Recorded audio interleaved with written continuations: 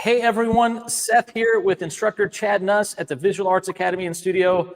And Chad, we are back, buddy. I know you've been doing these live sessions the last few weeks, and you've been doing an amazing job chatting and drawing and painting with everybody that's been joining us. But I got to be honest with you, I am so glad to be back painting live with you all after a number of painting sessions, exploration, oils, drawing, watercolors. I'm glad to be back. And so I hope you're joining us today. We're excited to continue to talk art history, art theory. We're going to be painting and drawing live as you guys go.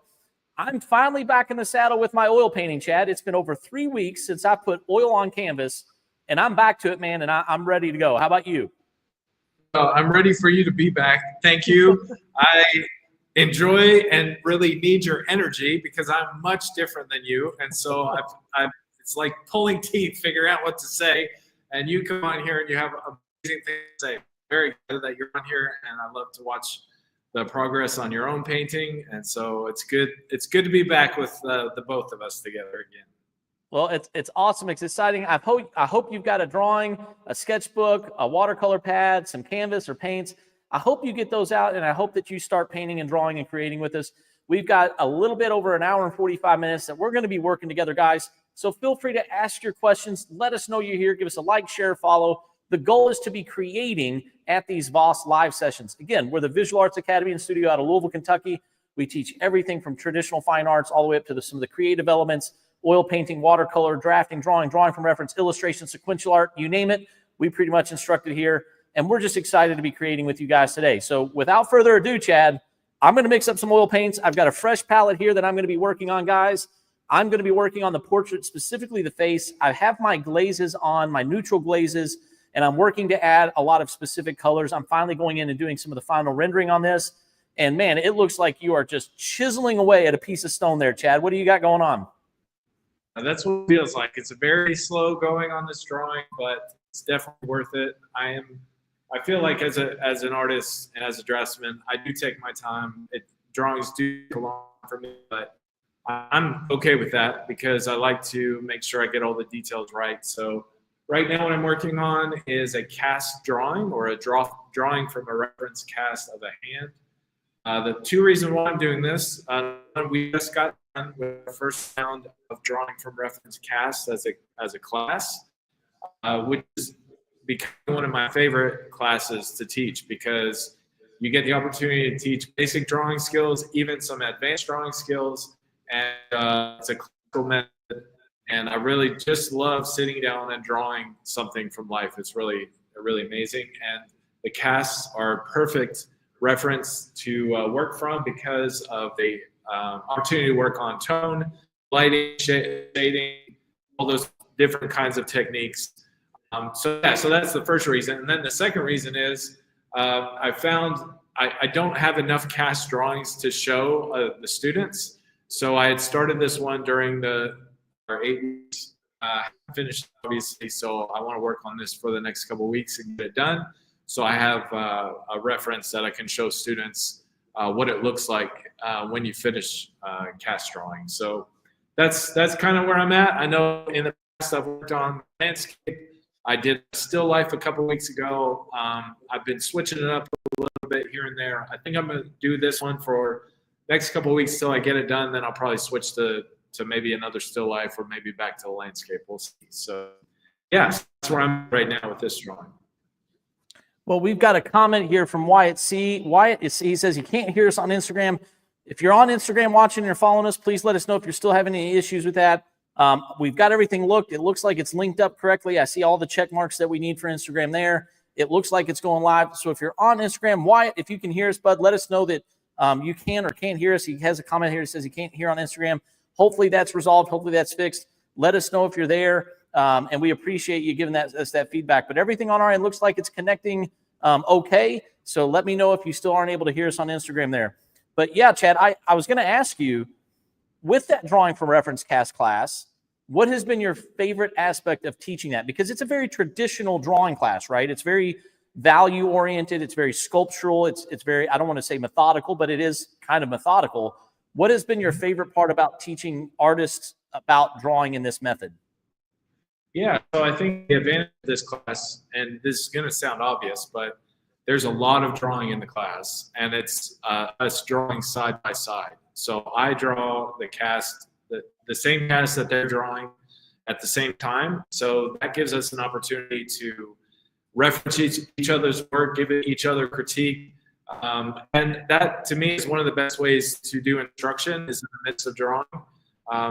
Sometimes we'll do some like formal instruction. I'll have handouts. We'll talk about different techniques, different approaches, things like that. But it's not really till you get down to actually drawing that you can see what a person's struggling with, what they're working on, what they need help with, all those kind of things. It just gives a natural learning environment. And so that's one of the reasons why I love that class. It's not that we don't do drawing in the other classes. The other classes are also very drawing heavy, but this one in particular, you're drawing together as instructor and student together, almost like a master and apprentice. I really like that kind of relationship. And so that's one of my favorite things about that class.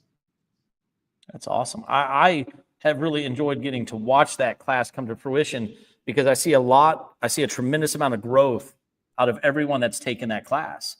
And I think it's because it's focused on value. I've continued to push value very heavily in all my classes lately because I feel like it's something that gets lost a little bit. And I think that drawing from reference cast really emphasizes that. And that's something that every artist of every skill level can continue to get better at. Yeah, and as I kind of said before, that it's a class that really gives you an opportunity to not only teach the basics, but also as the student progresses, you can really push into some more intermediate and advanced skills. And I think, my personal opinion, and I think you agree with this, and I think before you can move on to abstraction or even like comic book work or fantasy work or conceptual work, you really have to have a mastery of realism, in my opinion. Some people would disagree with me, but I think you really need to have a mastery of the fundamentals of drawing. And a class like Drawing from Reference Casts really provides an opportunity to work on those fundamentals. There's nothing for a lot of people, for example, drawing a hand is one of the hardest things for them to do. Yep. So if you have a cast of a hand, that hand is not going to move. So you've got plenty of time to really get into the details of anatomy and proportion, and then also tone and shading and all the rest. So it really is a very versatile class, and one of those classes that's foundational to your growth as an artist. I would completely agree. And I think there are some people who are just unbelievably talented out of the gate, right, that have this natural ability to kind of go in and create some fantasy art that's absolutely brilliant. But really what's I find interesting is a lot of them, though, without knowing it, they have those foundational elements, right? It's not that they just are gifted with the ability to kind of create them without having to study them. It's like somebody who's naturally gifted at math to me, right? Like there are some people that need to learn the theories of math to be great at, but then there are others who are just naturally gifted at numbers, right?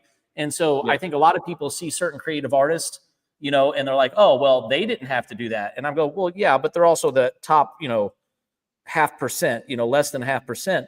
And so for the rest of us mere mortals, so to speak, I think that foundational element allows you to go into that abstraction, and it allows it to be much more significant, much more well planned and thought out, and more well executed per se. Yes, absolutely. And we've used this example on these live streams before, but even someone like Picasso, was a master at the fundamentals by the time he was 15, 16 years old. And so someone like him, when he goes into abstraction, whether you like it or not, I mean, you might not like his style, but his ability to control tone and chroma and composition, all of that comes from a mastery of the fundamentals. Absolutely. And classes like these, like Drawing 101, 201, cast drawing, figure drawing, or life drawing, those kind of classes are foundational to really master. I agree entirely. And I think that's what a lot of people who don't study or know art, not that somebody can't instinctually just see art and resonate with it, right? They 100% can. But I think those who study and have studied art, that's when they look at somebody like a Picasso or some other individuals, and they see that conscious decision making, right? They see that it's a conscious choice, and that it truly is a level of mastery that's hard to be achieved by others. And I think that's when a lot of people gain respect, or gained a lot of respect for him and others.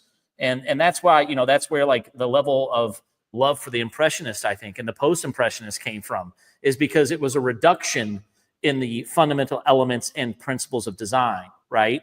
And it was getting back to the truest root form of it. And I think that's what made it so daggone special. They couldn't have achieved that if they didn't have a knowledge or a mastery of the other elements, or at least in my opinion. Yeah, and a lot of the Impressionists, and I'm not an expert on art history, but I know a lot of those Impressionists, from the ones that I have looked at and read, often refer back to the masters, the Renaissance painters, and even ones that were, came just before Impressionism was such a big deal. And they appreciated and loved the realism, and really relied on those techniques, as you said, to break. Like, for example, you look at an Impressionistic work or a Cubist work, and you may think it's very simple, but you really can't break those. You can't break things down into simpler shapes if you don't first know how complex they are. I agree. Some people think it's the other way around. Like, those abstract artists, my kid could do that. Well, yes, but they're not doing it with the same intention as those artists were, and same mastery of the fundamentals, to be able to then break it down, into simpler shapes and forms and things like that. So. I'll go even one step further. I think that a lot of people, yes, children have an instinctual element of design and artistry in it at that age, but it's like, oh my gosh, who has the saying? Is it not Degas? Gosh, I can't remember. He says we all children are artists. It's remaining one that's the challenge, or something along those lines, right? And it's true. It's because even as children, you have a creativity, you have a level of intuitiveness, but then it loses it, right? And so then to be able to become a complex adult with deeper level thinking, much more knowledge, right? To then reduce back down to those instinctual elements, I think that's part of it, right? And that's very hard to do because you kind of grow beyond that. Yeah, it was. I'm going to butcher this, but Picasso was famous for saying that it took him 4 years to learn how to paint like Raphael, and then it took him a lifetime to learn how to paint like a child. Yep. Or a kid, Yep. whatever. Yep. I think it was Picasso that said the quote about the kids, and I happen to agree with him. I mean, really, honestly, it's a challenge. You watch some of these children, they just intuitively do things. Now, they may not understand perspective or depth or other things, but they have a skill that is innate at an early age. And I think he's brilliant for saying that. And I think you're right, Chad. I think that's part of it, which we get to see some of that, right? We have some students come in here that are young and energetic and passionate. And, sometimes you and I look at it, and I'm not saying they're like super, super young either. Some of these are, young adults, and you come in and you're blown away and you're like, oh my gosh, what talent. Wow. Their instincts. They may not have the same skill set yet, which is hopefully what we're providing them here at the, the Visual Arts Academy and Studio. But you look at it and you go, man, their talent is just magnificent, right? Yeah. Well, it's funny. We were just talking to a young man about that, who was showing us his figure drawings. And I just got done with a drawing class with him, and we were going through some basic techniques for figure drawing, as far as like gesture drawing and finding shape and form and proportion. And he had brought in a sketchbook and showed us a sketch he had just done, kind of randomly, just playing around. And his sketch that he did in his sketchbook was much better than the drawing he did in class. And part of the reason for that, I told him, is because the drawing that he was doing in his sketchbook, he was doing, like you said, intuitively. He was just drawing like for fun. He wasn't thinking about what he was drawing. And when you get in class, sometimes that's the downfall for a lot of people. They get frustrated because they're like, now I'm studying this stuff, I'm thinking about it, and it's making my drawing worse. Sometimes that's what they feel like. But I always remind them it's because they're drawing something they don't normally draw. They're drawing a way that they don't normally approach, because they're formally thinking about it. When really, up to that point, most of them have just been drawing intuitively without that, And I think it's a balance of both. You need a mastery of the skill, but then there's also a side of it where you need that freedom and flexibility. And I think the better you master something, the more freedom you can have. And so it's kind of like the bell curve. You start out a lot of intuitive, childlike playfulness. You have amazing art. People see that you're gifted, so they put you in a class, and then all of a sudden it's like your skill just disappears, and you get frustrated. You feel like you're getting worse. But as you work through that and go through that struggle, and you master those things that you knew intuitively before, then it returns, and you get even better because you know what you're doing at that point, rather than just kind of feeling your way around things. I think you're onto something there. Yeah. So we always have to encourage students. It's funny. Sometimes I'll have parents will say, I had a parent say a couple weeks ago, she was like, I just don't understand. Like, she's working on a still life, and it's just not as good as the drawings that she does at home. And I didn't get a chance at the time to tell her this, but I thought about it afterwards. And it was because I thought to myself, well, in her sketchbook, she's drawing the things she wants to draw, that she likes to draw, and that she feels confident in drawing. She's coming in here and drawing a still life, which she never does. So of course, when she comes in here, it's not going to be as good as her sketchbook, because she's doing things and being challenged to draw things that she doesn't normally draw. And we constantly tell students, and we just kind of had a laugh with one of the students, just where it was like, he was saying, I'm painting things that I forget what he said. Like, basically makes him anxious. I would never paint at home. Yeah, stuff he never paints. And, he's a little bit frustrated, but I jokingly, but truthfully said, good. You should feel that. You should work through that struggle. I mean, that's part of the process of becoming better artists. And, I think people miss out on the blessing of pain and struggle as an artist, and they don't realize how much learning and how much better they can do if they work themselves through that. Well, I also think it's part of being a good instructor. If we just had people come in here and we only let them to paint the things that they were fully comfortable in painting, or the processes that they were fully comfortable in doing, how are we helping them grow? Right? Yeah. How are we helping them achieve? And that young man that you're referencing, he's put in a lot of work. He's really improved himself greatly, even outside of the studio. And what's funny is you can see the growth. And not only that, you can see the growth in him going, I want to do what you guys are asking me to do, because I would never do this at home on my own. Yes. And I deep down know that I need to do this, but I would never make myself do it. So that's why I'm here. And so I think, it's not only is it a disservice to self, it would be a disservice for us as instructors to not push our students to that level. And I believe that to my heart. And so a lot of times it's hard, right? Because you want them to walk away going, man, I feel so good about this. Or, wow, this was like, like some of my young artists are 6 to 10. This is the best apple ever. You always want that response, right? That's the goal. But sometimes that's not always the goal, right? The goal sometimes is to help push you beyond what you even thought you could achieve, because that's what's going to help you improve. Just sitting here doing the same thing over and over and over, that's not going to help you achieve that level of knowledge, so that you can then take it and make it your own, right? I mean, because that's what we want. We want you to take this and make it your own. And so we have to find that balance, I think, as instructors as well. That's exactly right. I apologize about my lighting. I'm sitting here on the other side of the studio, and the sun is now coming right through that window where I'm sitting. I wasn't even thinking about the fact that the sun was going to hit at this exact angle. So I'm kind of the mystery artist guest right now. You are. Who do we have behind the shadows? Yeah. Well, what's funny is it's also probably to a point where the camera won't adjust, right? The camera's not going to adjust yet. And the sensor. Yeah.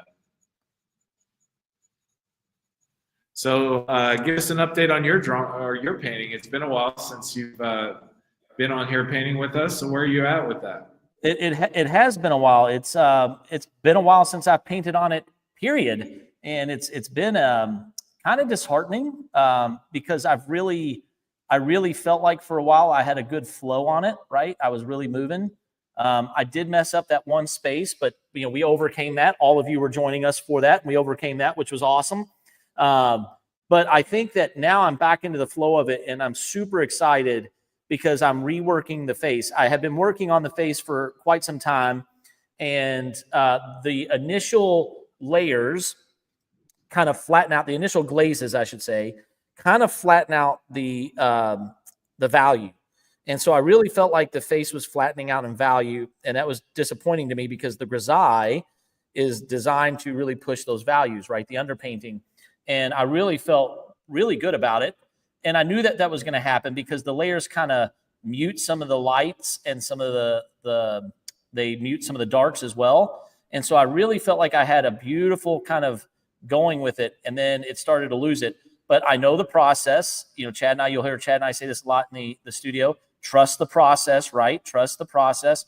And so really it's been nice to see it kind of come back to life. And I think I'm finally getting there.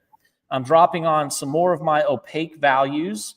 And so they're still layering, they're still glazing to an extent, but they're becoming a little bit more opaque, and I'm really building it up. And I think I'm finally starting to get a little bit of what I'm looking for on it. So hopefully everybody else is liking it too. It's finally kind of getting there. I've still got quite a bit of work to go on it, but I feel like it's finally pushing in that right direction. And then I think after this face, I'm going to go back down to the feet, kind of stay in that flesh tone value range, right? And keep working those feet. And then hopefully I'll start working on some of those background elements also and really start pushing some of those background elements. So all in all, I'm just glad to be back to it. I think sometimes it's like you miss it. It's a part of you that's missing. And it feels really good to be putting this brush back on this canvas. So I'm glad to be back. I'm glad to be doing it. And I'm hoping that these extra values, I'm putting in some warm values. I really did an underlayer of heavy kind of greens and blues because those show through on the glazes, right? On the flesh tones. And so now I'm kind of going in with those more topical, warmer values, right? And putting in some of those more reddish, pinkish colors that kind of flood her face a little bit. And so I'm hoping that those resonate as well as I hope they do. And so we will see. And I showed, I was just showed, one of our students showed me one of her nephew is a true neoclassicist. And his paintings are absolutely stunning. And I'll have to think of his name and get that back to you guys. But it made me realize that one of my biggest influences, Chad, that I always dreamt of achieving a level of painting are the Pre-Raphaelites. And that was something that I absolutely loved because they had a classic style of painting and rendering on certain aspects of their paintings, but then they were very painterly and loose in other aspects, right? Like folds and foliage. And I realized, I'm like, man, that's where I want to get to a level of mastery. That's where I want to be. And so I'm excited to kind of get back to pushing myself there, right? You know, I don't think I'm there, but I want to continue to push myself to get there. And I think that this portrait of my daughter is a great way to kind of push myself to try to achieve that. That's awesome. You know, you were talking about how other artists can influence and like you were saying, push you to get better. I just had that experience today with one of my students in class. I was teaching a class on how to draw heads, hands, and feet. And I've got two girls in that class that are just incredible. They're 15 and 16 years old, and we were sitting there drawing a skull today and doing some renderings of, or some gesture drawings for the head and face.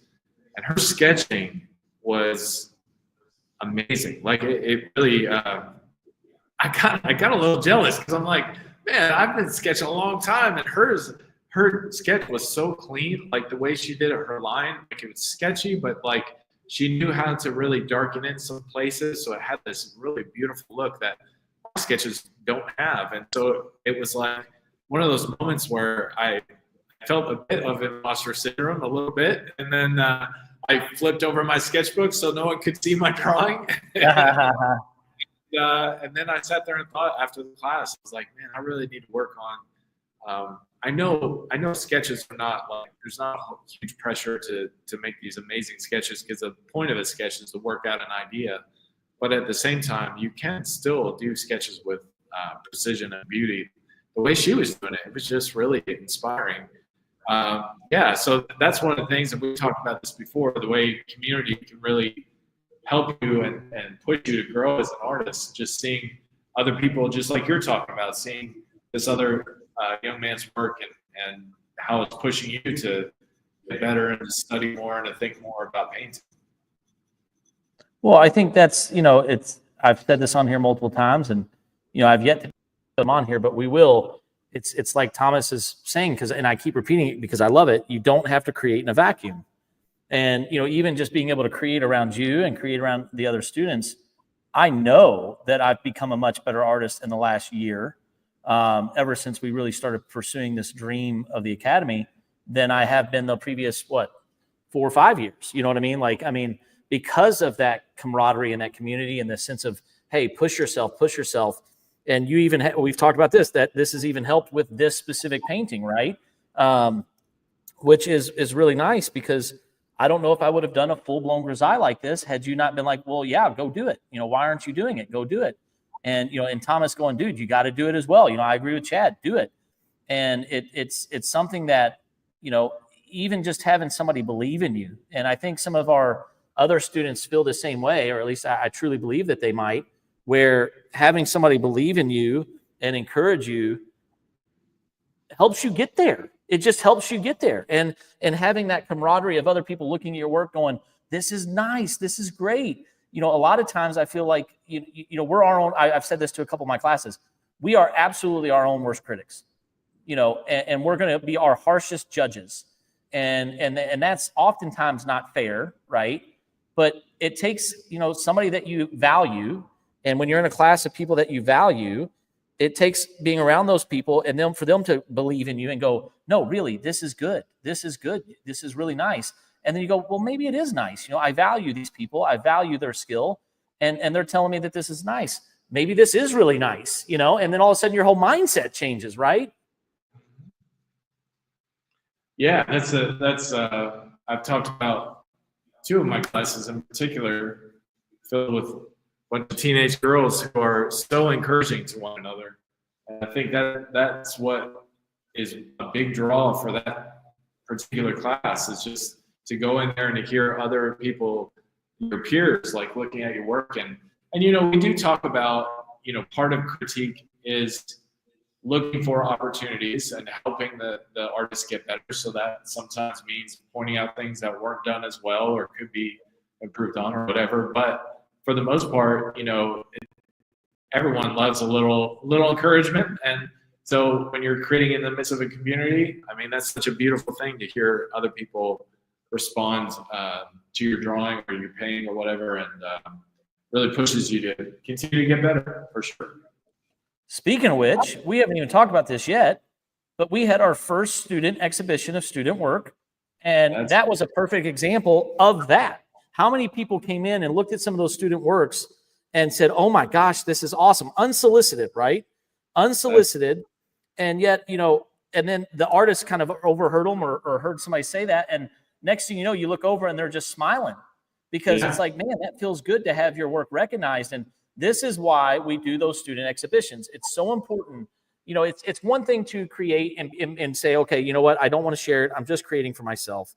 And I think that's perfectly fine. But I will tell you that almost every student that we had that participated in the student exhibition, Chad, I think they absolutely loved having their work in there. And I think it was a phenomenal experience for all of them. And I think it was something that motivated and encouraged, and they got very excited by it. And I'm so glad that we were able to do that. And we're going to continue to do that for, our 8-week session participants. And the goal is to just keep that going, keep giving them that experience of putting that work in there, right? And because it gives exactly what we just said it gave. Yeah, it's absolutely amazing to see. And I mean, I can even speak from experience in the sense that, my own kids had something in there, and they're normally very reserved and a bit shy to show their work, but they were so excited to see their drawing and their comic book work up on the wall beside everyone else, and to see other people reacting to it. It was a beautiful experience. It was amazing. I would agree. So I'm trying to get these I have ugly brown, kind of hazelish eyes, but all three of my daughters and my wife have these crazy crystal blue eyes. And I really want them to pop. You know what I mean? I want them to pop on this painting. And so I'm really kind of working on it. Oh, hey, we got BJ on here, Mr. TG, TG23. I think I got that. BJ, good to see you. Thanks for jumping on. Mr. TG, thanks for jumping on. Everybody, all of you guys, thanks for joining us. Thanks for being a part of this. Please feel free to ask questions. Let us know that you're here. Let us know what you think of the current projects that we're working on. We always appreciate your feedback, and we are always very, very excited to answer your questions. It could be a technique question. It could be a general art question. Sometimes we want to know what you're working on. So if you're working on a current project, feel free to share it with us. We'd love to know what you've got going on. We'd love to know what your project base is. We're just excited that you guys are joining us. So thanks all of you guys for jumping in and joining with us. Hopefully you like what we're working on and what we've got going. But we'd want to know what you're doing. Share with us what you've got working, what you're doing, and let us know how that's going. We've had some people tell us that they were working on, what was it, fiber arts? I forget what it was. Maybe textile arts. That's it. Textile arts. And we're like, whoa, tell us about it. And it ended up being some amazing stuff. We've got others that are talking about some of the watercolors they're doing, oils that they're doing.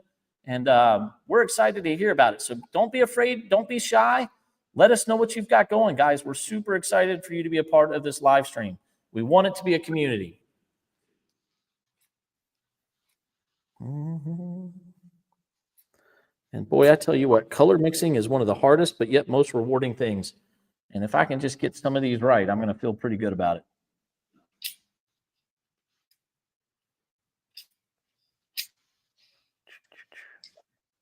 I hear some scritching there, Chad. What are you working? What are you doing? You sharpening? Yeah, I'm sharpening my pencil. It's getting a little dull and getting that nice long pencil head I like working with. You mind telling us a little bit about that? Because you do a traditional method of sharpening, which you do teach our students here how to do that, correct?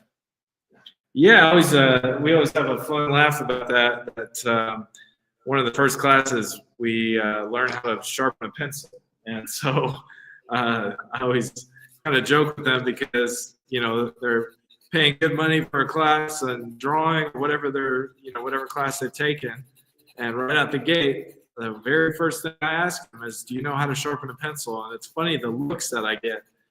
Most people are, give this kind of like crazy look, like, "Yeah, you use a pencil sharpener," right? And they're usually thinking of one of those electric, things that you just shove your pencil in, it does it for you. Or they're thinking one of those small, tiny hand ones that you buy at the store and you throw all the shavings in the garbage. But the way I teach them how to sharpen a pencil, and this pretty traditional way, is to use a X-Acto knife and carve it or whittle it like a little sculpture. And you peel away the wood to expose the lead. And then you take, and you can probably hear me in the background, you take one of these little, let's see, there, you can see it in the sun, one of these sandpaper packets, and then you sharpen it so your lead there, I know it's hard to see, looks like almost like a needle. It's almost lethal. You get it really nice and sharp.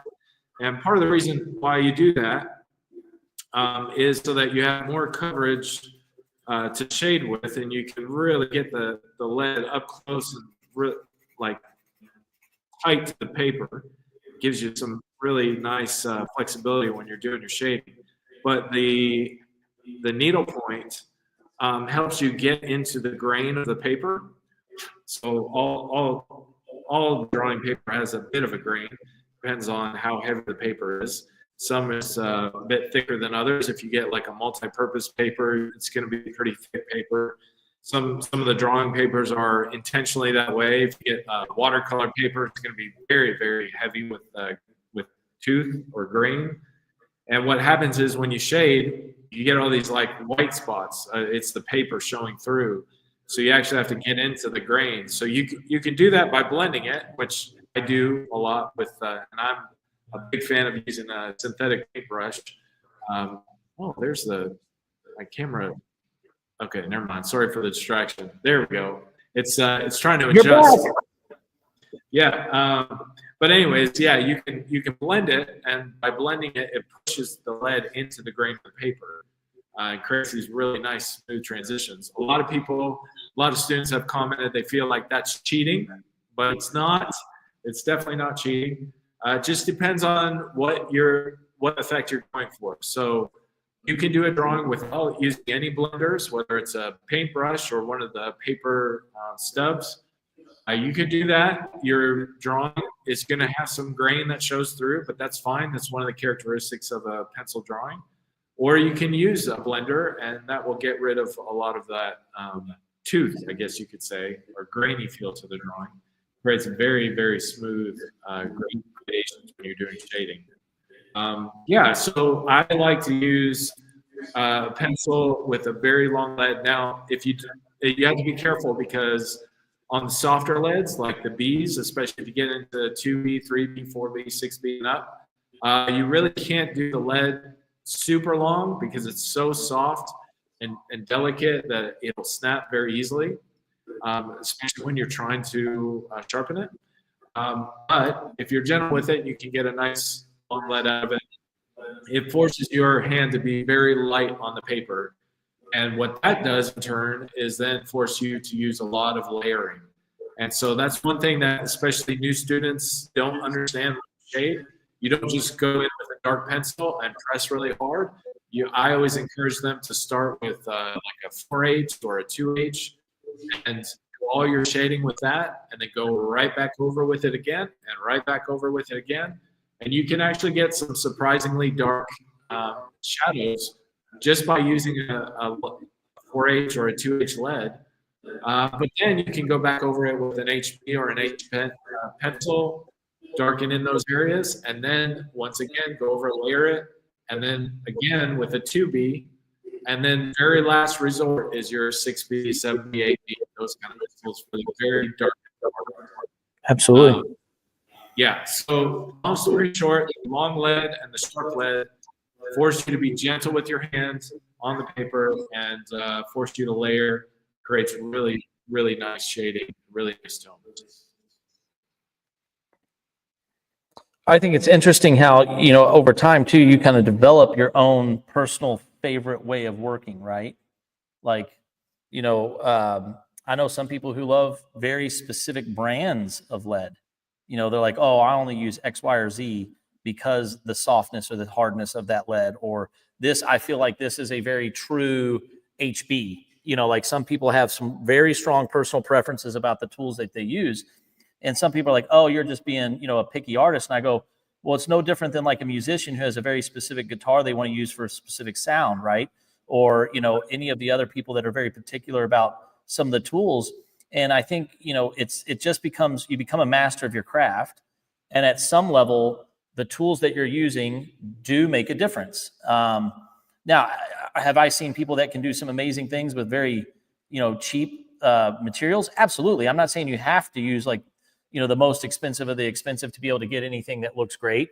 But there are some benefits to using proper techniques with the right level of tools. I think you would agree with that, Chad. I don't think it's crazy to suggest that sometimes the tools, it's like, you know, if you're working on anything in your house and you're like, oh, I've got to do this, but you don't have the right type of screwdriver, you can still get the job done, but boy, it's tough, right? And so I think, you know, having the right tools does help. And then over time, you develop a knowledge of what those tools are that you prefer to work in. And as you're talking about sharpening that pencil, how you like to use that tool. Yeah, that's exactly right. I mean, using this longer lead for me is more of a recent practice. I used to just use a regular pencil just like everyone else, but I tried a new thing and ended up actually preferring it. And one thing I didn't mention before is I like to use the extender as well. I love to draw. It's almost like using a baton that a director uses for an orchestra. I love having the lead as far away from my hand as possible. I used to not like that. I used to be one of those people that hold the pencil when they're drawing right up close to the lead, but I actually prefer it far away. It gives me a little bit of looseness to my drawing. And ironically, I feel like I'm more accurate this way because with it being so far, you have to be really careful with what you're doing with your pencil, and it does force you to be very precise with your movement. So, yeah, I mean, as you said, and that came out after years and months of practicing with these different tools and different techniques. You land on things that you like and serve your practice the best. Absolutely.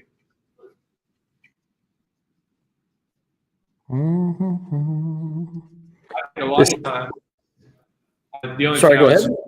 I was just going to add really quick, like, you know, obviously sometimes, you know, things can be overpriced and you can pay like extra money for something and realize, well, you know, this isn't any better than the next product. I'm just paying for the name or whatever. But there are some times where you're paying for quality. Like, you know, you just think if, you know, a pencil manufacturer, for example, buys the used wood or the wood chips or the leftover wood, and they construct their pencil with lead that, you know, is broken, or I don't know how they make pencils, but, you know, the lead is really cheap quality, and then they turn around and produce this pencil and they sell it to you for cheap, and you go to use it, and, you know, it's rough when you're using it. It doesn't blend or whatever it could be. But then you have another company that uses like high quality wood, high quality lead. They charge you extra for it, but then you get it and you use it, and it's like drawn with butter. I mean, there are instances like that. And it just takes trial and error, just trying different products. I've drawn with the super cheap pencils you get at Michael's, the no-name brand or their brand of pencil, and they're okay. I mean, they're not the best pencil. You can tell as you're drawing with it. A lot of times it has a lot of pockets of the lead is I don't know what this is, but just kind of rough pockets where as you're drawing, like grainy. So, yeah, it all of a sudden turns into like you're scraping the paper with your lead. And then I've drawn with more expensive pencils, and you don't get that. You know, it's very smooth, very nice. So yeah, it's just trial and error, just trying different things and experimenting. You'll find what you like. I think the experimenting is a key thing. Being willing to try different materials, being willing to try different techniques, because you don't, I mean, now there's one thing of mastering what you currently do know, right? I don't want to downplay that, but I think there's also a benefit of, I've never done this, I'm going to try this, because you may find it better than your current process. And, you know, and I'm not saying you have to like do a massive painting or, you know, anything like that, but it's good to practice other techniques, to be exposed to it, to learn from others. You know, my favorite saying, Chad, is ancora imparo, right? Like always learning, always learning. And I think if you continue to learn, then it just builds your skill base and your knowledge base, and you get to pick and choose when you want something in your repertoire. And if you don't continue to grow that, I think it's very easy to become complacent. And I don't think you want to become complacent, right? That's a challenge for a lot of artists. I think they get stuck, and we definitely don't want people to get stuck. We want people to continue to grow. But I think part of that is exposing yourself to new techniques and trying different things. And not being afraid to do that. I think that's a key thing too, is really being willing to try and not be afraid of it. And if it doesn't work, it doesn't work. That's okay, right? That's okay. Yeah, I agree. We talked about that in class today. So today I teach a comics and cartooning class. And in that class, one of the things we're doing was character design before we get into storytelling and that kind of thing. So we're talking about different types of characters, like protagonists and antagonists and sidekicks and those kind of things. But I also talked about, and I showed them examples of using different shapes for your character. Like when you go to draw your character, starting with a shape, so starting with a triangle or starting with a circle or a rectangle or whatever, or a abstract shape or whatever. And so I challenged the students when they went to go draw their characters. They drew several characters today, and each one I told them, now use a different shape. So you just use a square, now use a triangle or whatever it was. And for a lot of the students, that was their first time trying a different type of type of drawing or type of approach. So, for a lot of, especially younger students, they'll get stuck on a certain character or one of their favorite characters they like to draw, and that's all they'll draw. They'll just draw it the same way all the time. And as I was explaining to them today, you're not going to grow that way. You're just going to keep doing the same thing over and over again. And you're going to get stuck in this rut, and you're never going to develop truly as an artist. And so I think it's always a good thing to try things you've not attempted before, especially in the arts. I agree. And I think that can be intimidating, and I think that can be scary. And I'm not saying not to be afraid of those things or to be intimidated by them, but I'm saying don't let that fear and intimidation stop you. Don't let it halt you, right? You've got to be better than that fear. You've got to be better than that hesitation. And that's gonna allow you to do what Chad just said, right? Not get you stagnant and stuck in that way. And I think that's a challenge. It is hard. I'm not saying it's easy, guys. I think, we have students who have been painting and drawing for many years, and they have, maybe gotten a little to a point of where I don't know where to go, right? I don't know where to go from here. And then they come in here and they get to be a part of that community like we talked about. And I think they're reinvigorated. I think that's a great way to put it, Chad, is that they're reinvigorated by being able to come and create and having a community that's making it feel comfortable to expand their horizons. And it is a very hard thing to do, but it's a wonderful thing when you actually get there. And I'm so glad that all of you guys are doing that. I'm glad that you guys are giving us a chance. Thanks for jumping in and joining us today. Again, when you work in a community and you're not isolated, it changes the way you look at things. And I think that's a very healthy thing for so many artists. And we're so grateful that you guys are jumping in. Feel free to ask us questions. Let us know you're here. Let us know what you're working on. We're so excited that you guys are joining us tonight. I've been out for a few goes. We've had some exploration classes and oil painting sessions and watercolor sessions. And Chad's been kind of holding down the fort the last couple of weeks and doing an amazing job. But it's good to be back, Chad. I tell you what, I'm so glad I'm back to it. Get a little rusty, I think. I find myself kind of repeating some of the stuff, so I'm getting a little rusty. But I'm going to get back into the flow of it, I promise.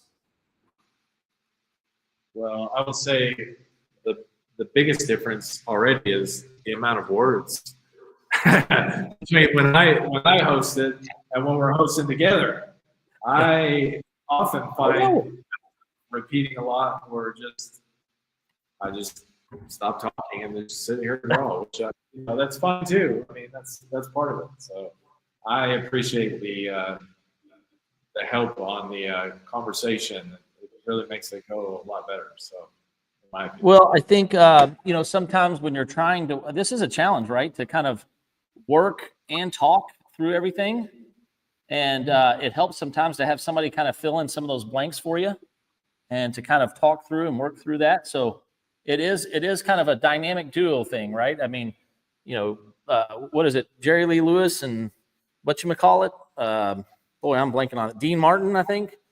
Is it Dean Martin and Jerry Lee Lewis? But the thing is too, guys, we want to get some additional people in here, and we're going to bring in some additional. We've already had some wonderful guests. We're going to continue to bring those other guests in and get people really excited, get some other people going. We're doing some summer camps this year, which are really exhilarating, really exciting. We've got a number of students signed up. So if you're looking for a summer camp for your child or for your niece, your nephew, your grandson, granddaughter, please let us know. Reach out, ask some questions. We got some brilliant. They are very limited. So they're going to be a very limited spot. We've already got a number of them filled up. So don't be afraid to call and ask and see what that's all about. We'd love to have you guys attend and join us. And I have red on the back of my hand, Chad, and I just really hit that hard. Boy, I tell you what, these live sessions are going to be the end of me.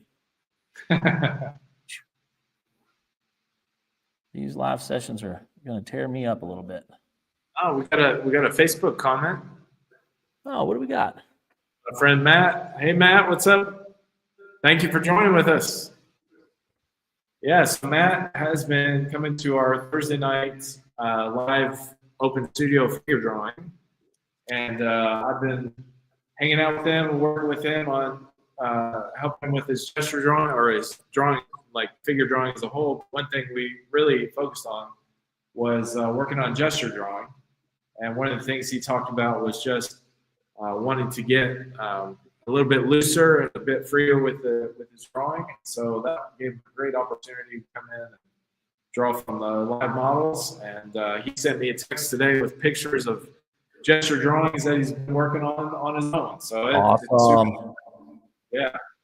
Super awesome. Thanks for jumping on and joining us here live, bud. It's great. It's awesome. Thank you.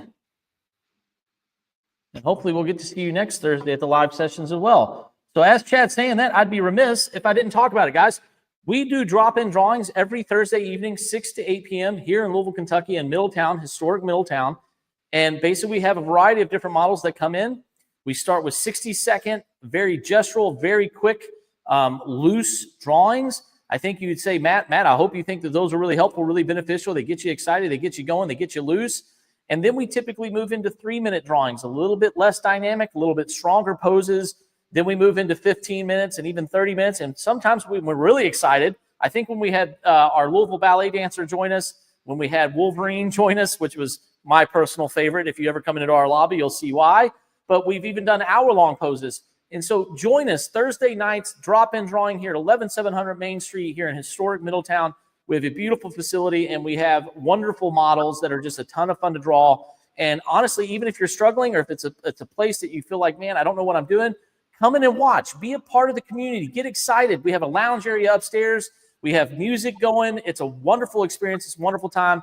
Feel free to jump in. You can look more on our website if you need to for more information for that. But Thursday nights, 6 to 8 p.m., drop-in live drawing. It is clothed, and it's suitable for all ages and all skill levels. And so if you want to come and join us, let us know, drop in. We have some materials here, but bring your own supplies. Thursday night drop-in drawing. Matt, I hope we get to see you there again. It's been wonderful having you there, and I'm so glad you're on this live session with us. I hope you're drawing right now, bud.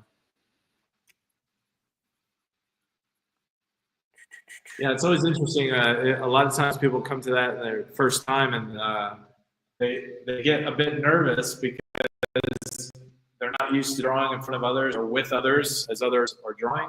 And they feel a bit intimidated maybe because they're not as good as they hope to be at figure drawing. And so sometimes that discourages people from either coming back or coming consistently. But we're always telling people, like, that's how you get better, is by coming and practicing and working through your challenges. I mean, we're all in process. There have been plenty of times where I've done a gesture drawing or a 15-minute drawing, and I really want to hide it because there are things that I've done on it that I'm like not happy with or not proud of. And yeah, so we all experience that. But the only way to get over that is to come and practice and draw and be a bit vulnerable and let yourself do a bad drawing or two in front of other people and realize it's not as big a deal as you think it is. That's right. And then you leave going, I didn't realize that it went by that fast. Yeah. And I didn't realize it was that much fun. I think that's one of the things that I've been pleasantly surprised with, which is a lot of people are going, boy, that was a lot of fun. I had a lot of fun doing this live drawing. And it is fun. There's a certain energy to it, right? I mean, there's a certain, it's drawing from a live reference is a unique experience. It was one of the greatest experiences that I had when I did it consistently in college, right, Chad? It was one of those experiences where you're like, man, I'm struggling, but I'm learning so much in a 2-hour window. How could I not keep going on this? You know what I mean? Like, it's just one of those things where you expand as an artist greatly. And then when you leave, you go, boy, I actually had a lot of fun doing this and drawing this model. And I think it's a lot of people have been pleasantly surprised. Yeah, and figure drawing is one of those things. I will say it again and again and again, that the better you get at figure drawing, the better the rest of your drawing or painting will become. It's one of those skills that if you can learn how to do, you can learn how to draw anything, because it is very difficult. It's the one thing that a lot of people, when you ask them what's your favorite thing to draw, it's usually not figures. A lot of times people are like, buildings or animals or whatever. Figures intimidate a lot of people, but it's because it is so difficult. So, like, I was hosting a drawing class the other day, and actually it was last night, and I took 2 of my students through a step-by-step drawing of how you go from a blank sheet of paper to a gesture drawing to putting in form to starting it with some detail. spent over an hour just on that one pose, on that one drawing, just working through it, evaluating. We'd stop. I'd sit where they were sitting, and I would show them, like, hey, this shoulder's over too far. Look at this line, measure this or whatever. And they both agreed. Both students that I was working with agreed, like, man, this is really hard. And I said, yes, it is really hard. But the more you do it, the easier it becomes. And the more flexible and fluid you get with your figure drawing. And then it impacts your other drawing, because in order to draw a figure correctly, you have to use a lot of measurements, eye-hand coordination, a lot of comparison between different parts of the body. It's the same things you're using when you do a still life, do a landscape, you draw a building or whatever. You're doing those same kinds of steps. It's just with figure drawing, I think it's a little bit harder because we see figures so much that you can automatically see when it's off, and your eye goes right to the errors, and we don't like that. We'd much rather be able to hide them. And with like a landscape, you can hide a lot of mistakes in a landscape. With maybe not with perspective. A lot of times the perspective is off, you can see that. But like animals. Animals another good one, right? Like, I mean, oh, that tiger's a little off. Oh, really? You're going to tell me that tiger's a little off? How many tigers you seen, Bobby? Exactly. Yeah, exactly. I mean, yeah, so you can hide a lot of things, but with figure drawing, it's very difficult to hide because you can see very quickly if something's a little bit off, and that intimidates people for sure. Well, we are so glad all of you guys. Well, what do you guys think? I should ask all of you guys out there watching, what do you guys think? Is figure drawing intimidating? Is it something that you've given a go? Have you done it since high school or college or since the last time you did it? What do you guys think? Is figure drawing intimidating? Is it something you would come and join us while we do it every Thursday night? Or are you going, nope, too scary, I'm out, I can't do it? What do you guys think? We know that Matt's been doing it. He's had the courage to come out and hang out and do it. And I think he's gotten significantly better in each one, and it's awesome. So what do you all think? Is figure drawing something that scares you to death? Or is it something that actually you go, you know what? I might actually do it. I'll share a quick story with you. My wife, who's incredibly creative, but she is not much of an artist. And Chad, I don't want to hear your side of the story rubbing it in my face, but she came and joined one of the life drawing sessions, and she absolutely loved it. And I thought it was amazing, because if you would have asked me if that's something that would have ignited her want and desire to draw, I would have told you, no, I didn't think so, right? I would have said, no, I don't really think that figure drawing would be what would ignite her passion to start drawing. And again, she's very creative. She's got a lot of talent in many avenues, but she came, Chad was leading it. I was at a soccer game with one of our daughters. And I think, Chad, she drew for 45 minutes to an hour, maybe even a little bit longer. And she texted me and she's like, I love this. I want to do more of it. So that's a perfect example of somebody that surprised me with her desire and want and the results that came from her life drawing. Yeah, it was awesome that I was the one to witness that. I told you not to rub it in my face. No, it was awesome, because I immediately get a text from Chad going, hey, your wife's life drawing, figure drawing. I thought you said she'd never do it. Well, I'm instructing, and it's awesome. And I'm like, oh, dagger in my back. Sometimes I wonder if she did it on purpose, like, et tu, Brute, et tu. No, it's great. I'm glad she did it, and I just like it. I just like giving you a hard time. So I love it. Honestly, it's a wonderful thing. It makes me so incredibly happy.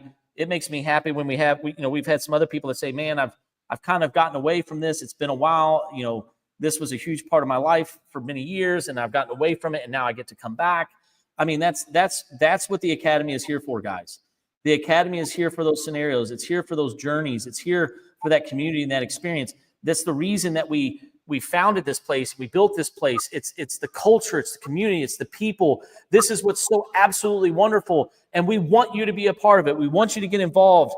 Those life drawings are a great way to do it. The classes, our courses, the camps, whatever it is that you want to get involved in, we have something for you too. And that's, Chad and I can tease and joke and all these other things, but it is the most rewarding thing when you see your work improve and when you see somebody leave going, here, man, I never knew I could do it. I never knew that this was something that I was capable of. And boy, all of you guys that are jumping in here, my gosh, Renee, thank you for jumping in. Lively Lemon, thanks for jumping in. Pia, thank you. Pia, hope you're doing wonderful. Great to see all of you guys. Everybody else that's out there, let us know you're here. We hope that you're joining and painting or drawing or sculpting or something, being creative with us while we're live here. Again, I'm Seth Jones, co-founder and instructor, and we have with us the brilliant maestro of pencil and graphite, Mr. Chad Nuss, who's also one of our instructors here as well. And we're look, the tip of the cap to you too, good sir. And we're just so grateful that you guys are here. It's a wonderful experience. I'm working on a large oil painting, 30 by 40 oil painting of my daughter. It has been a process. It is a grisaille method, which means I paint everything in grayscale underneath, and then I'm glazing on top and building layers on top. Right now, I'm working on the face, really building out some of that. I'll give you guys a quick view here if you guys can see it. Maybe it looks a little bit better from not a 3/4 angle, but we'll see. So here's where we're looking. Just do the full screen so everyone can see. Oh yeah, I'll take it full screen. I'm so glad. I even forgot that we had the opportunity to do that. Let me take that full screen. Hopefully you guys can see. Let's go here. So there we go there. She's got this little smirk on her. And I always joke that, is she holding up the wall or is the wall holding her up? And so you can see I'm working on a lot of this here now. I don't know if I can get any closer because I have a countertop here, but I'm really starting to flesh out, no pun intended, sorry. I'm really starting to hone in on some of those flesh tones, really building out those values, honing it in. Let me know what you guys think. Is it starting to get there? Am I getting close? Or do you think I'm a long ways away? So let me know how you're feeling about this. I'm starting to get there. The lips and some of the dimensionality, the form. I really got to work on this right underside of the eye. And so I'm going to be working on that here now, really creating that underlid and doing some of that. So I'm pretty excited where we're getting. Long ways to go still, though. I think this painting's probably only halfway there, maybe 3/4 of the way there, but still quite a bit to do and quite a bit to achieve. What do you guys think? Let me know. Well, I'll say those blue eyes are really popping. I know you had talked about your whole family having those nice, bright crystal eyes. I tell you, that's the first thing I saw when I looked at that face. That's awesome. Beautiful. Well, good. Thank you. And not the whole family because I don't have them. My oldest brother and all of his family have them. I, unfortunately, have a beautiful shade of what I call puppy brown eyes. But all the girls in my family, they all have these beautiful, stunning crystal blue eyes. And I really wanted to make sure I capture that because I think that's the essence of this painting, right? Is really honing in and capturing the essence of her persona and really trying to achieve it there. So I'm glad that that's something that's popping out to you because I hope that's the case.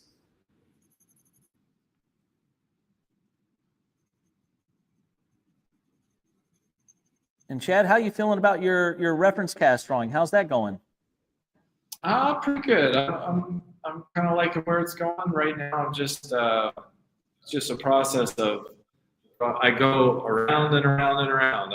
I'll work on a certain part of it, really work on and hone in on the details, the shading, and then I'll move on to a next part. And then once I am happy with the whole, then I'll go back to where I started and go around. I do several passes before I get to the point where I feel pretty happy with it. So, but I do like the directions it's going. There's some parts in here I think I'm catching pretty good, and some more parts that I still need a lot more work on. So.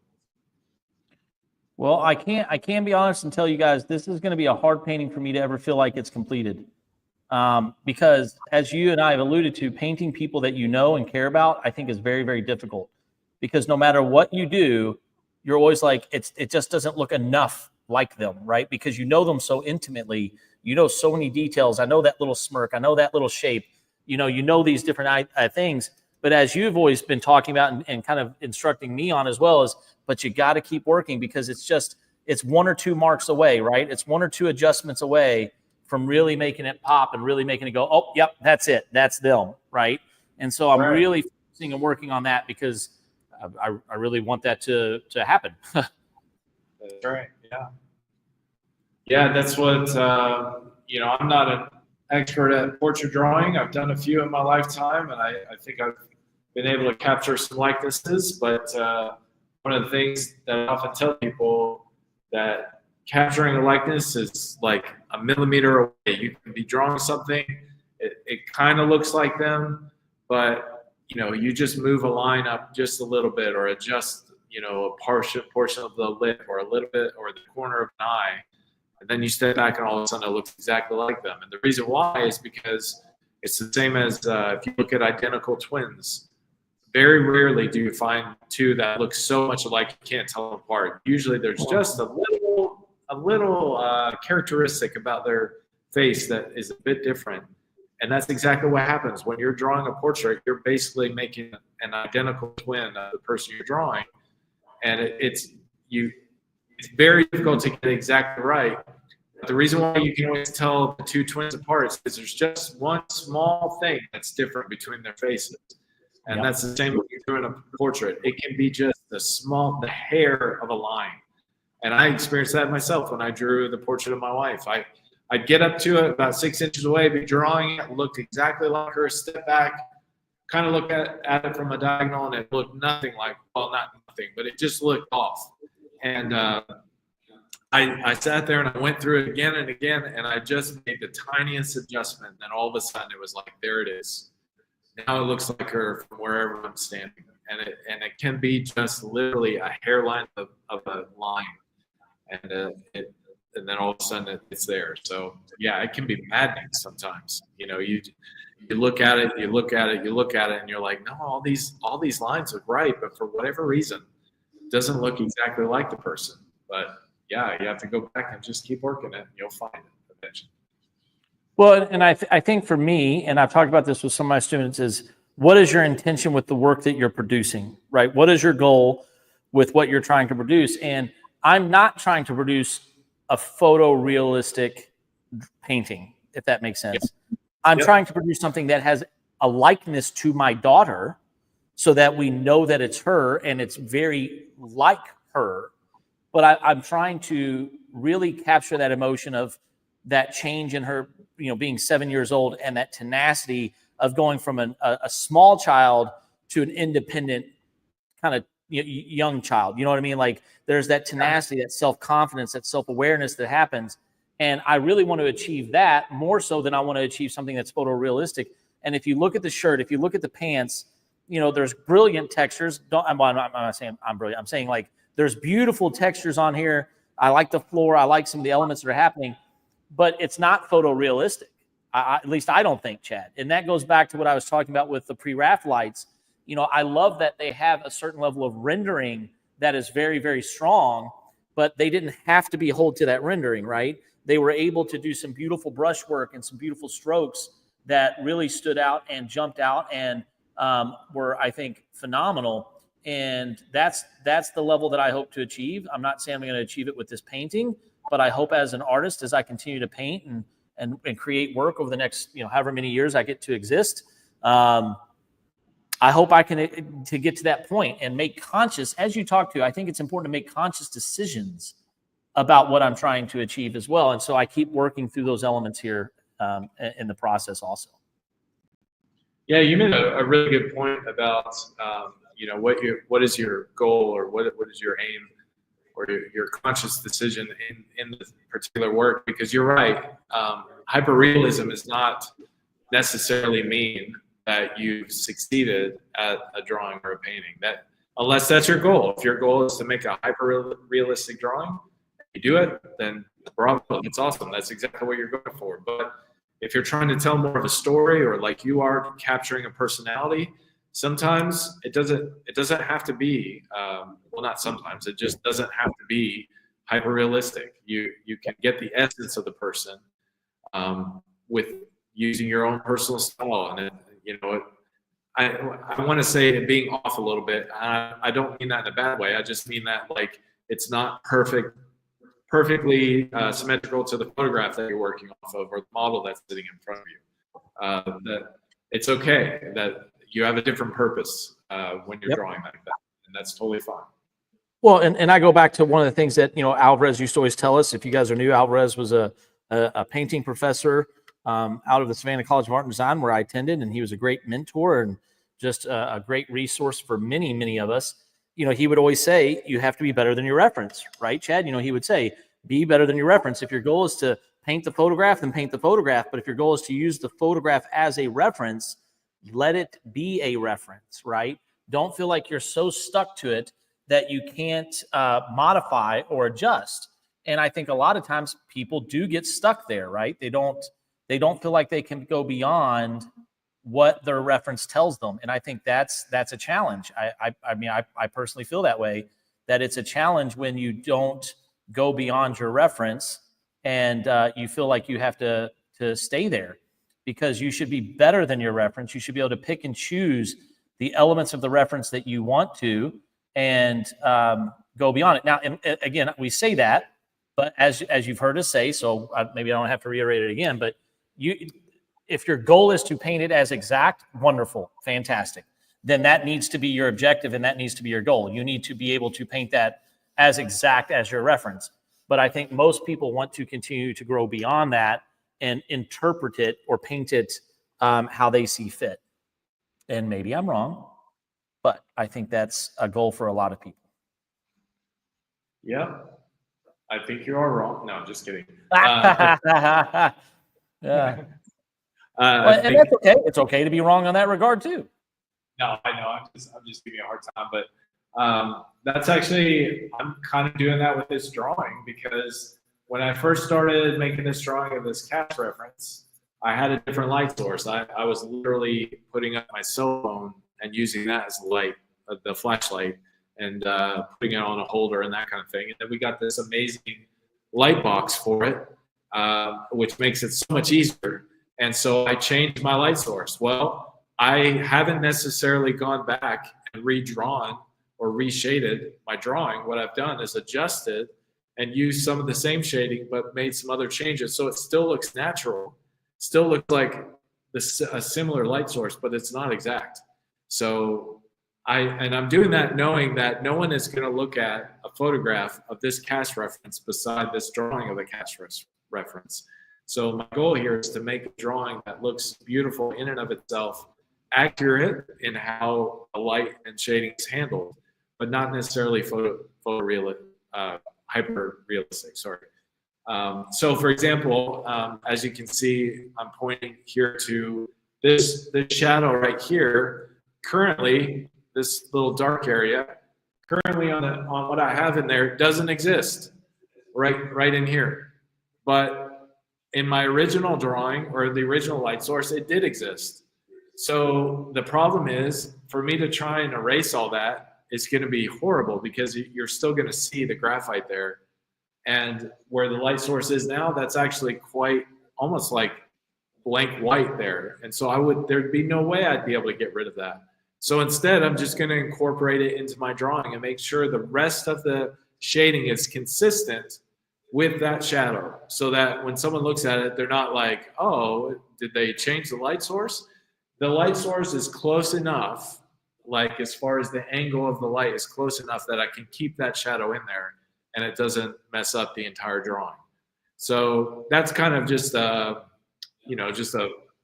quick example of that principle that you're talking about, that I'm not necessarily going for a photorealistic drawing. I am going for a very realistic drawing, absolutely, but I'm not going to hang this drawing beside a photograph of what I'm doing and let people compare it. There's no point to that. I just want to create a beautiful cast drawing and a beautiful rendering for people to just enjoy.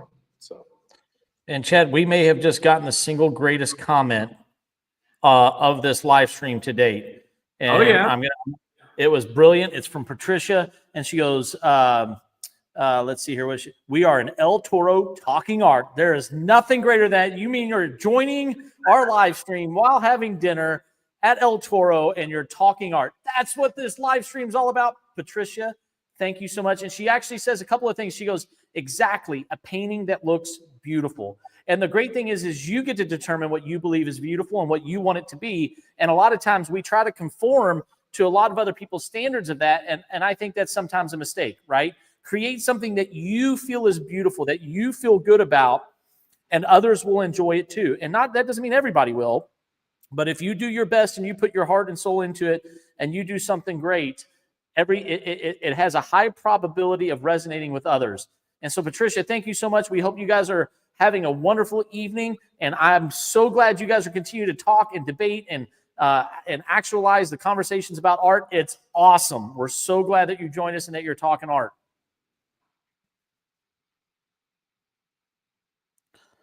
And I am putting a glaze on this wall here.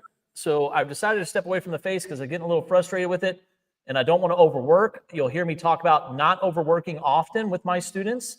Sometimes it's good to take a break. And so I'm taking a break from that and I'm using a glaze to finally put in this nice little creamy yellow ochreish wall color that we have. And it's actually going to tie in a lot of that carpet that's down here. It's going to tie in some of these flesh tones rather than just being a very stark gray. That's still the grisaille under there. It's going to give us a nice value. It's going to tie in some of these colors finally. We do have that white molding. I have the white molding in this painting, which is fine. That's going to look great as well. But this wall color is finally going to give it a little bit of color continuity, color connectedness. And I'm really excited to finally get this put in. You can see that the values are still there from the grisaille, and it's poking through because this is a glaze. But I think that this, say what? Just real quick, no one can see it because they're still looking at my drawing.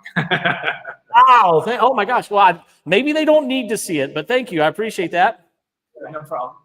Which I think your drawing is probably much nicer to look at than mine, perhaps. But I'll take this camera down here and see if I can get it to where you guys can see. So bear with me here. I'm holding like 4 paintbrushes, a palette. In fact, maybe I should just put the palette down. And we'll see if I can take this down so you guys can hopefully kind of see it. So if you look there, this is that glaze that I'm putting on. And so I'm working on that. I think the glazes are great. You want to be careful because if I don't think you can see it, but if you look here, you can get some inconsistency. And so a lot of times I'll come in with a clean cloth and just lightly lift some of that excess. And that's going to give me a nice, smooth glaze. And I think that's actually really quite nice right there where I'm liking it.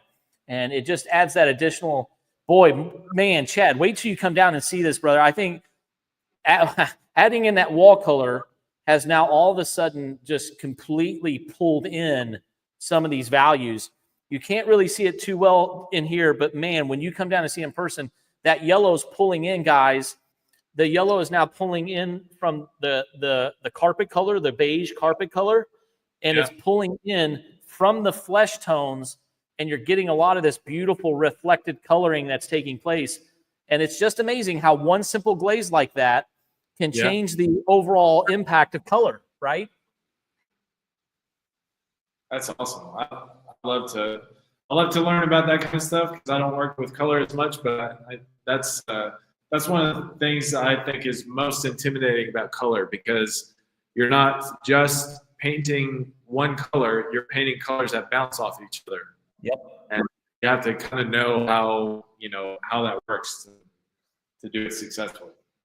That has probably been one of our more requested classes that I did not think we would have a request for, which is color theory, which I'm honestly really quite proud of, Chad, because that means that our students are getting to a level or are at a level, whether it was with us or prior, that they realize the importance of color and that maybe perhaps they're not where they need to be with it. And that self-realization, I think, is phenomenal. And the fact that they're asking for a class on color shows that to me, it shows that they really do greatly want to improve, right? That they don't want to just continue to be at that level with color, that they want to advance. And I've joked before, and if my brothers were, watch this or are watching, they've teased me for years because I told them the hardest class that I took was color theory.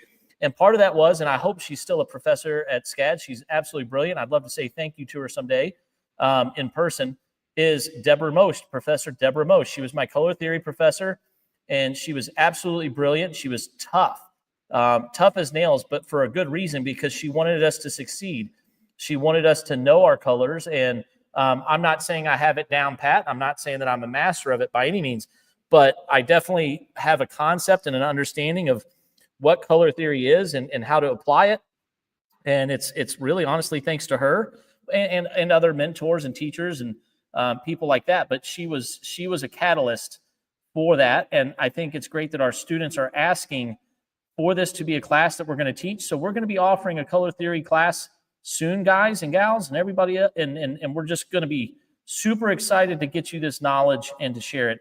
that's one of the things that I think, Chad, I mean, I don't want to speak for you, but I do know this. You have an incredible passion to share your knowledge with others. And it's exhilarating when people are excited by that, and when people want to continue to learn and they want to grow. And it's really one of the coolest things, I think, in the world when, people come to you and go, can we please learn this? I want to learn this. I want to grow in this. And you're like, absolutely, we will make it happen, because it's all about serving the people and sharing the knowledge. Yep. That's right. And as a teacher, it makes your job so much easier. If someone's coming to you ready and willing to learn, oh my gosh, that's like a dream. Well, and I think it is the dream, right? It's the dream that people are valuing what we're teaching, what we're instructing. And not only that, they value themselves. And that self-value has them wanting to learn and push themselves further. And I mean, how many times do we have students coming and going, take a look at what I worked on all week. Take a look at this. Hey, take a look at my sketchbook. How do you think this is going, right? You talked about one of our students that brought in a sketch from home, and he was like, look how great this is. Why am I struggling in class? I was just glad that he brought it in, Yeah. Oh, we've got a comment here from Patricia. Albert says the way you get through life is to focus on the beauty, especially as you get older. This is how life works. You tend to see just the beauty that attracted you. You diminish the aging. Beautifully put. Beautifully put. I think that's great. And then they go on. Albert thinks color theory would be the most interesting class. That's brilliant. I think that's an amazing thing that, that's something that's piqued his interest and has got him excited. I agree. I think color theory is really intriguing. Not only that, because Chad, it applies to a lot of different things. It can apply to your household decorations. It can apply to your fashion.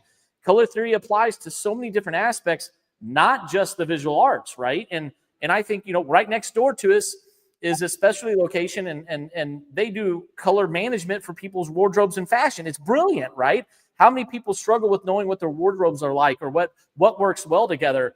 And I think that's fascinating and functional. Color theory is not just interesting, it's very functional in all of our lives. I truly do believe that.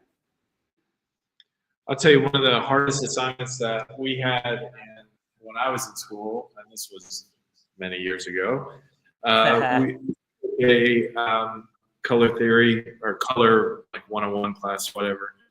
And one of the hardest assignments we had to do was to paint color swatches for the entire color wheel, and then create a perfect gray just using the primary colors. Oh. And the hardest one was the gray in the middle, because you'd think that'd be the easiest. You just mix everything, throw a little white in there, and everything, and you're good. We weren't allowed to use white, so you had to get it like perfect, and it was the perfect balance of all the colors together. And your gray would either end up being too brown or too red or too blue. Like, it was so difficult to get a true gray just using the primary colors. And I always remember that assignment, even many, many years later. Yep. Patricia, sorry, go ahead. Oh, Patricia just made another kind of funny comment. What do we got? Oh, sorry. I thought you were going to read. It says, okay, Seth, Albert says he would go to a color theory class, a sign of the apocalypse. Whoa, all right. I'm going to hold him to it. I'm going to hold it to it now. All right, here we go. Well, as soon as we get that listed, I'm going to make sure you sign up now. It will be a project-based class, but I think you'll love it. I think you'll love the theory, Albert. That's super exciting. That's super awesome.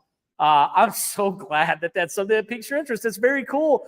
I think, I hope you love getting to tour the facility the other day, Albert. I hope you love seeing all the student work, seeing Patricia's beautiful work up on the wall. It's really exciting, and I'm going to continue to work out. I've been working on that curriculum for a few weeks now, so I'm hoping to get that curriculum taken care of, and we'll get that hopefully posted soon for the next summer or potentially the fall. It may end up being a fall session because we've got summer camps coming up, but that's exciting. And I think Patricia and I are going to hold you to that, Albert. I think we're going to hold you to it. So be ready. It'll be maybe the apocalypse will come, but hopefully it'll be a wonderful experience when we're studying color. And I have lost where my linseed oil went. I might take that class. I take that. That's going to be the slogan for the class. I'd take that class. Well, the great thing is, we talk, you and I talk a lot, Chad, about, we have so many artists that are a part of this community that have different interests in different mediums, right? We have people that are very excited for, charcoal classes. We have people that are very, very excited for, hopefully future sculpting classes, as well as other mediums. But I think one of the things is color theory works for all of those mediums, right? Now black and white work, it's not quite as prominent. But for any of the mediums that involve chroma, it is something that can translate and work well. So it's one of those universal classes that I think would benefit a lot of people in a lot of ways. And it's exhilarating. The other thing is we may have an opportunity to bring in some college professors for some sessions. I can't talk too much about it at the moment because it's still very early. But if we do, that could be a great week-long seminar, Chad, is to do a color theory session. I think it's something that would be exhilarating to potentially have those level of instructors come in and not just have me and you talk about how important it is, right? To have a third-party person come in and go, this is incredibly important. In fact, Albert's just spitting out truth all day tonight, man. I mean, he is just loving it. This is awesome. Albert, thank you. Albert does say it sounds like a course everyone should take in their life. I think it's beneficial to everybody, whether you're a visual artist or whatever it is. It is a class that is very eye-opening. I think you start seeing things differently. You know what I mean, Chad? Like it's just like all of a sudden you'll look up at the sky and you'll be like, boy, that's a beautiful blue. No, wait, that's actually blues and yellows. And actually, if you look out now, if you're in Louisville, Kentucky, and you look out at the sunset going down right now, Chad's got that beautiful swath of golden light coming across him. But we have these beautiful blue greens, these beautiful light blues. There's some yellow ochre in there. We've got bright yellow, almost like a cadmium in certain areas. It is absolutely beautiful. And when you start taking those color theory, lessons, you start seeing things different, right, Chad? And I think that's absolutely exhilarating. She goes, and now I'm done with Albert pontificating about art. Laugh out loud. Well, it's brilliant. We've got him talking about it. I think it's fantastic. I'm glad he's excited, and I think it's wonderful too. Because now, Patricia, now you guys can pontificate back and forth, and maybe you guys don't get tired of it. That's brilliant. I love that it's a conversation that you guys are having. So excited. We're so grateful for all of your support, your kindness for the Visual Arts Academy and Studio. And guys, that's what we want. We want to make sure that people are having great conversations about art. Art is for everyone, and art is part of their life. And we're so glad that it's an example of something that we can instill and ignite and kind of encourage. And we get to be a part of that journey with you guys. So we're just so grateful. Patricia, Albert, thank you guys for being here, for supporting us, for watching live, for giving Chad and I something fun to get excited and emotional about. It's absolutely brilliant, and we're so grateful. And hopefully you guys are enjoying the conversation, enjoying seeing some of the art go along as well. But we're doing great things over here, and we hope you get to be a part of it. We're so grateful that you all are a part of it. And Chad, what are we looking at? But we got about 20 minutes left, so we're going to keep working for about 20 more minutes. So if you've got a question, if you've got a comment that you're waiting to ask or have been wanting to ask, don't be afraid, guys. Start throwing those out there. We're excited for it. We look forward to it. And if anybody can stump Chad on something, I'm excited. We may have to find a solution for that, because if anybody can stump the wise old man over here, that's something that's going to be unique. We might have to turn that into like a game show or something, Chad. Who can stump Chad? We'll have to set some parameters. Yeah, no pressure. No pressure. Well, I mean, next thing you know, we have a physicist come on here, and I'm like, oh boy, here we go. All right, yeah, Hey, nothing math related, please. I was gonna say, unless you have a secret knowledge base that I'm not aware of, which I'm sure you do. I was teasing about the physics, but I definitely don't have knowledge for physics. I think most of the physics I have is from Big Bang Theory, which is probably not good. I will tell you, I have been completely blown away by our young artist, Chad.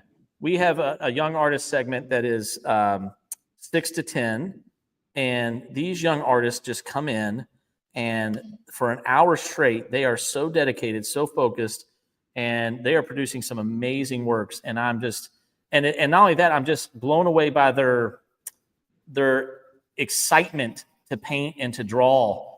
And it's just this most rewarding thing, you know, and every time at the end of the session, they come running over and they're like, can I show my parents? Can I show them? Can I show them? And I love it, right? Or, you know, I have one student, he's like, nope, I can't show my mom and dad until it's perfectly done. And I think it's just amazing to see that they have this love for the fine arts and that it just continues to grow. It's incredibly rewarding to see that next generation of creators. And I think you would agree with that because you have children that are brilliant creators.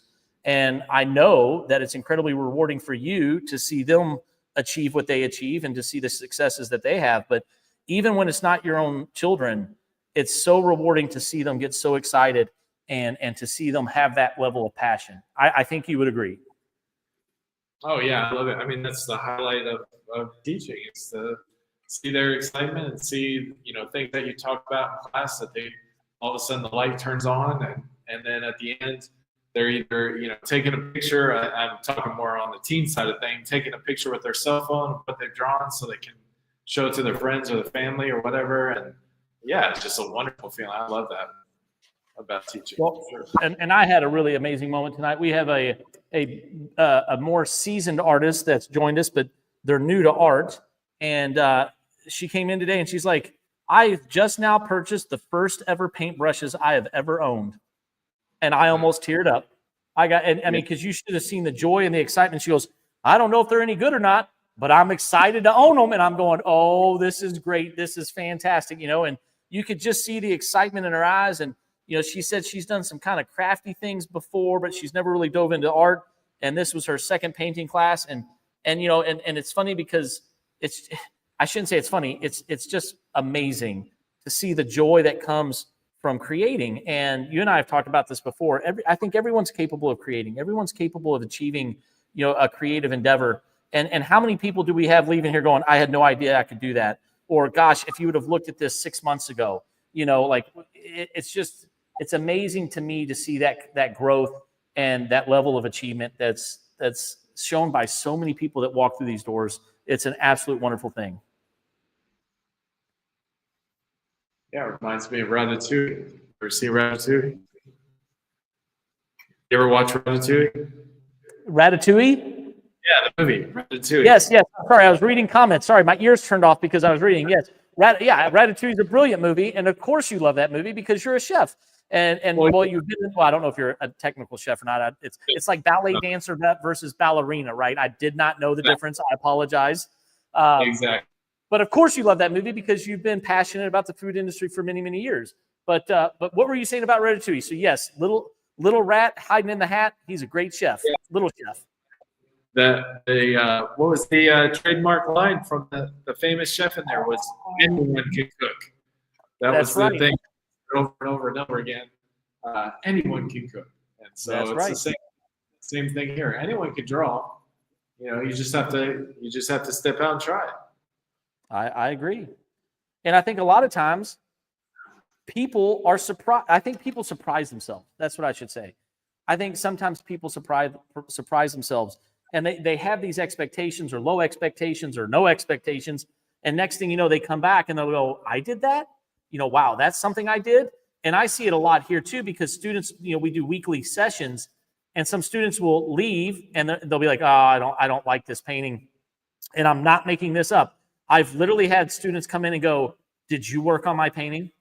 And they're dead serious. Did you work on my painting? And I'm like, why would I work on your painting? No, I didn't touch your painting. They're like, well, that doesn't look like the painting I did. I'm sitting there going, that's your painting. They go, really? And I go, sometimes when you step away, you get to see it for real. And then you see this light bulb go off of like, oh my gosh, I can do this. This is something that I'm doing. I'm actively creating something that is beautiful. Or maybe it's not something that they're like, oh my gosh, this is beauty, but it's something where they're going, this is definitely more than I thought I could achieve. And that sense of self-actualization, self-motivation, wonderment, even to a certain extent, in some cases, I think it's just it's brilliant, and it's what creating can do for a lot of people. And you know, and I've had another student tell me like they're like, this is the break for my day. This is my escape. This is, you know, my haven, if you will, of where I get to escape to from the challenges of the day and from, you know, as he said, he's like, you know, I mean, I have a lot of wonderful things going on, but this is something that is healthy for me in many, many regards. And I happen to agree. It's healthy for me too. I know it's healthy for you, right? My wife will look at me and go, what's wrong with you?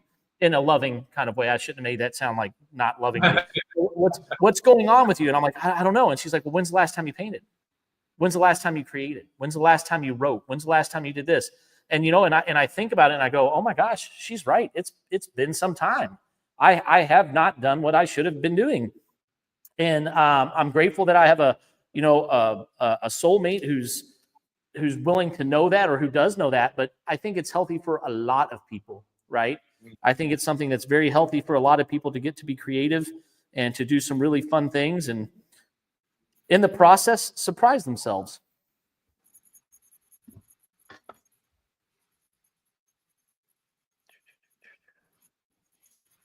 Oh, I'm going for it with these glazes, bud. I'm putting in some reflected color on the molding from the floor. So I'm taking some raw sienna on a light glaze, and I'm glazing it and then reducing it down by lifting it with a cloth towel. And so that means that the molding is going to have a little bit of that reflected raw umber, or that little bit of reflected red on it, which I think just makes it, you're talking about color theory, it makes it tie in to the rest of the work, right? It helps pull in some of those values, and rather than just being, a separate entity, it feels very much connected in the environment and in the space. Just to give you a heads up, no one can see what you're actually doing. Oh man, I've done it again. See, this is what I said, guys. It's been a while. It's like riding a bike, except this time I'm forgetting to move the cameras. So I'm working on it. I apologize. I'm out of sync. So here you go. Let's see if you guys can see that a little bit. You can't even see it because it's too far. It's too far away. But let's try that there. So the reflected color on the floorboards, the molding is now transitioning up. I've got that yellow ochre kind of cream wash going up, and it's working all the way around. And so that's kind of where I've got it kind of going. And so this is what we are working on today. I'm very pleased with it so far. Again, slow but steady, right, Chad? Slow but steady. And we are working through some things, which is nice. Pretty soon, I think I'm going to start on my other daughter's portrait,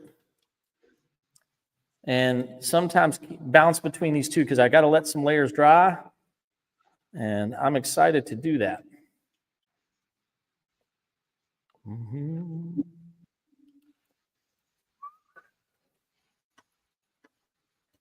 So Chad, you've talked through, you're going to launch, or the goal is to hopefully launch a few new classes either next semester or the following semester.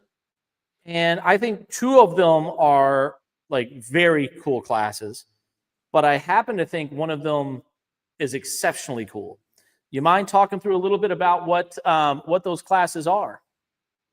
Yeah, sure. So two of the classes we had talked about, and you had actually already slightly mentioned, not as a class, but as something that people requested.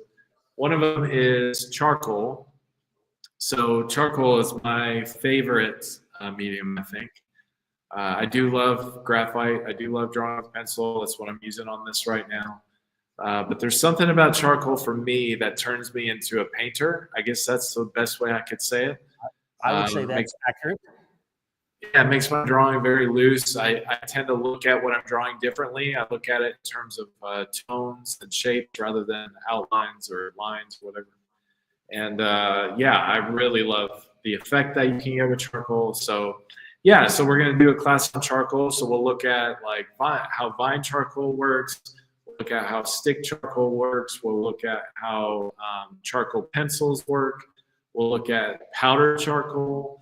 We'll look at different kinds of blenders and different kinds of techniques of achieving tone and gradation. We'll work on some still lifes and some other things just as I think through the class. So I'm really excited about that class. And then the other one is pen and ink. And so I was doing a class for the comics and cartooning class, and several of the students, we did one session on pen and ink. And I mentioned, you really could do a whole class on like several weeks on pen and ink. And they all were like, oh, that'd be amazing. I'd love to do a class like that. And so I just think of all the different things you can do with pen and ink. You can use, obviously, like felt tip pens. You could use the quill pens. You can use Rapidograph pens, or I forget what the other name for those pens are. Those kind of pens. You can use brushwork, washes. But the beautiful thing about pen and ink that I think scares a lot of people, it's very unforgiving, very permanent. You put down pen, it's down, unless you cover it up with whiteout or some other method. So it's a class that I think would really force people to get very relaxed, like not worrying so much about being exact with their line. I think will ironically make people a lot looser, because you can't hyperventilate over every little detail. Otherwise, your drawings are going to look very static, and you'll really lose that quality that you need in a nice, free flowing drawing that you can get with pen and ink. So so we'll talk a lot about that. And then the other class that Seth and I have been talking about that I pitched was a class called Drawing Without Lines. Oh yeah, buddy, that's the one I'm talking about. Yeah. So I love the idea of this class, because one of the assignments I do in Drawing 101 that has really given students anxiety is when we talk about line drawing, we talk about contour line and line contour and continuous contour, those kind of drawings. I also have them in that same week. I tell them, now we're going to do a drawing without using a single line. And most students kind of like look at you like a dog just heard a high-pitched noise. Like they kind of cock their head. Like, how do I do a drawing without using any lines? Like that doesn't make sense. But what I try to explain to them is that they have to use tones. Because when you look in nature, there's very rarely any outlines of anything. Unless it's a man-made object, you're not going to see any outlines. What you see instead are different shades of tone right up next to each other, which form natural lines. So in order to draw without using line, you have to look at an object in a different way. You have to see it not as a collection of lines, but rather as a collection of shapes of tone. And so that really forces you to approach drawing in a different way, and I think vastly improves how you see things. And so I think that class will be a game changer for some artists, especially artists. I want to say it's a class for everyone, but especially maybe more seasoned artists that have kind of stalled or looking for what else can I learn. I think that's a new approach that would really benefit their art practice. So it's good for new beginners to force them to start thinking of different ways to draw, and it's really good for seasoned either professionals or just seasoned artists that are looking for a little inspiration and motivation to learn something new. So I think it's a great class. I'm excited for it, and you're going to want to get your seat for that class soon whenever we announce that it's there. Don't miss out on that opportunity. And I want to give a shout out one last time to Patricia. She says, this is such a gift to watch artists create such beauty. Thank you so much.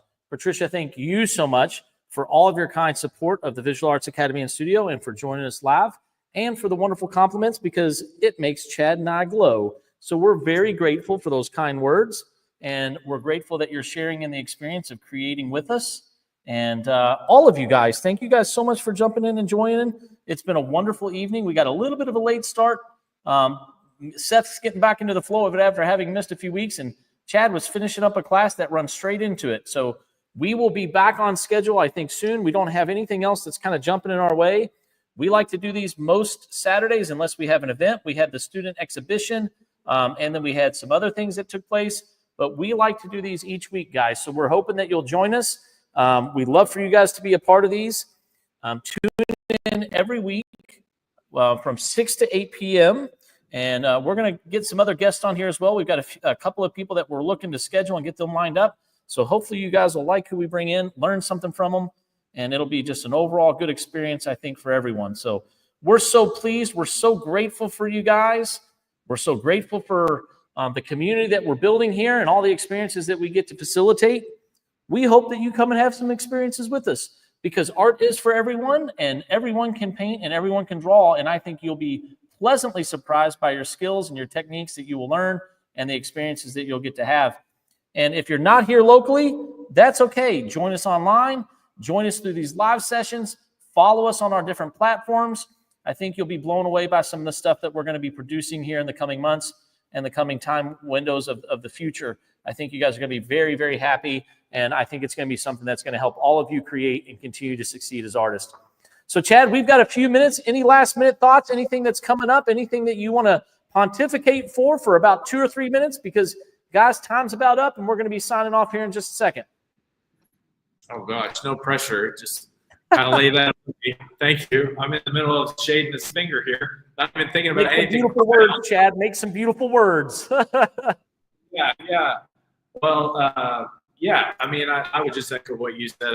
I really love, and I'm so thankful for the many people that are involved here at the Academy, and especially that get on these live streams. I could just say and Seth knows this as well because he's done them, when you're just by yourself doing the live stream, sometimes it's difficult to keep talking and to think of things to say. So it's always helpful when people come on and make comments and ask questions. We love to interact with you, and we love to be a part of your life in that way. And for us, it's an extension of what we do in the class, and it's a way of really inviting you to be a part of what we have going on here. So yeah, thank you all very much. And ladies and gentlemen, that's our time at Voss Live, Saturday evening, 6 to 8 p.m. We're so grateful. As Chad put it so beautifully, we're just glad you're joining us and creating with us. So remember, we're the Visual Arts Academy and Studio out of Louisville, Kentucky. Come and create with us. We'll see you next week. Take care, guys. See y'all.